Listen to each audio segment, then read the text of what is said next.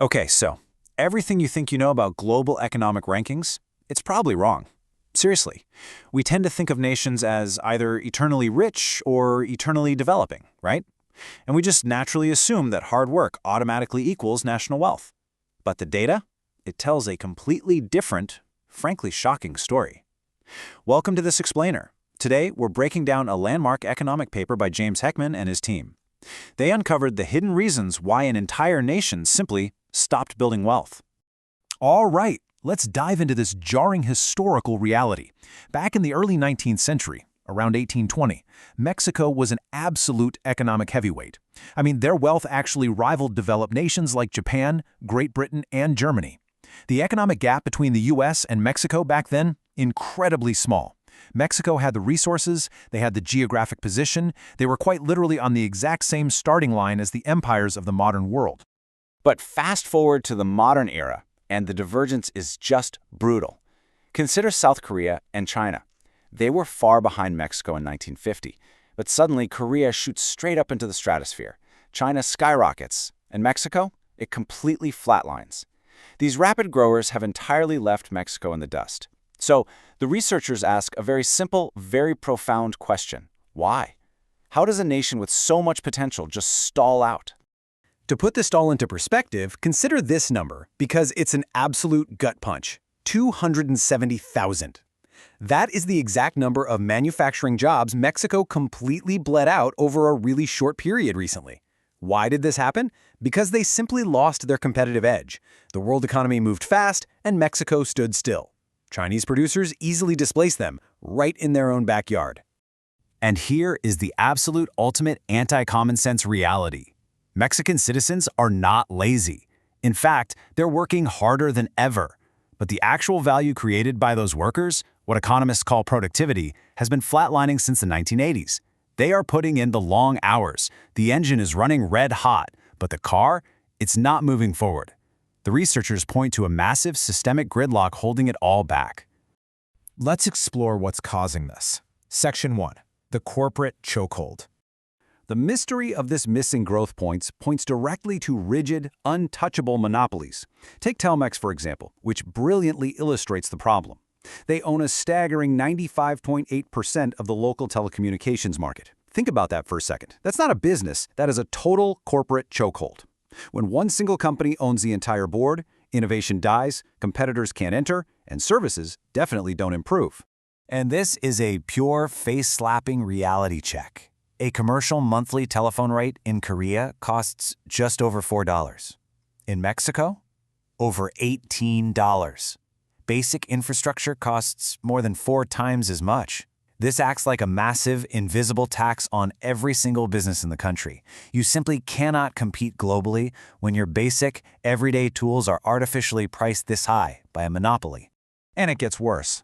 The researchers found that these monopolies don't just cost money today, they kill the future. While Korea's internet penetration sits up near 90%, Mexico is scraping the bottom. The statistical correlation is crystal clear here. This monopolistic grip directly throttles internet usage, and it severely punishes innovation. It literally starves tech growth. You cannot build a modern workforce without modern tools. It's that simple. Let's move on to Section 2, Myth-busting the education fix. So, if the top of the economy is choked by monopolies, what about the bottom? Let's talk about the human element.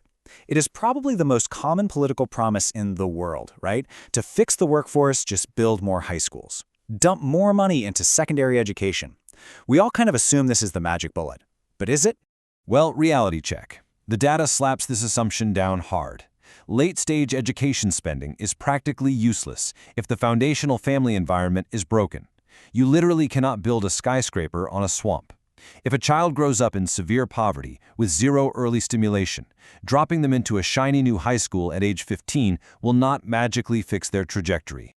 Now, what's really interesting about this is the famous Heckman curve. It's a foundational economic model that calculates the exact rate of return on investment in human capital. The math is undeniable. The return plummets as a person ages. The absolute highest possible return is in preschool, the very early years. Once you hit high school and job training, the return on your money pretty much flatlines. Early intervention is the only true game changer. The researchers looked closely at the data and entirely neutralized the usual blame game. The failing workforce, it's not just about bad teachers. The real crisis is ignored family structures. We're talking about stressed single mothers facing brutal poverty, zero early childhood support. The system completely ignores the most critical developmental years of a human's life, and then somehow wonders why the adult workforce is struggling to adapt. Which brings us to Section 3, the forced underground economy. We've looked at monopolies and families. Now, let's take it to the streets. It's time to entirely dismantle the biggest misconception about how business actually works in Mexico. Over half the workforce operates in the informal economy, under the table, off the books. Now, the traditional, judgmental view is simple. These people are just lazy parasites dodging taxes. But is that actually true? Let's actually read the law. Article 123 of the 1917 Mexican Constitution states, "Every person has the right to a dignifying and socially useful job." It sounds highly idealistic, right? It sounds completely perfect. It sounds like a genuine worker's paradise. Time for another brutal reality check. The researchers conclude that these beautifully written utopian laws are actually a trap. They act as an anchor that crushes workers. These informal workers aren't dodging taxes out of greed. They are desperately fleeing a toxic, heavily overregulated system that makes basic survival nearly impossible. The formal system practically operates as a step-by-step guide on how to crush a small business. Step 1. Unpredictable labor councils randomly dictate terms. Step 2. Massive, legally mandated firing costs entirely freeze new hiring. Step 3. Endless red tape prevents any natural growth. This legal framework practically forces a normal, honest business owner to go entirely underground just to feed their family. Get a load of this number. 421 days. That is the agonizing amount of time it takes just to enforce a simple business contract in Mexico. Over a year. In Korea, it takes a mere 75 days. You cannot run a modern, fast-paced economy when the legal system is stuck in molasses. No wonder people operate off the books. The books are broken. So here is the underground truth. This informal economy is not a disease. It's a survival tactic. Everyday people are escaping anti-market legal frameworks.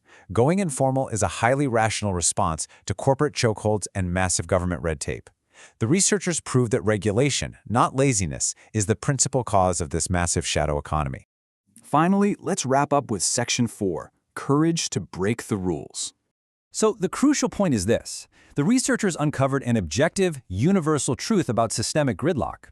You absolutely cannot grow if your foundational rules are literally designed to punish innovation.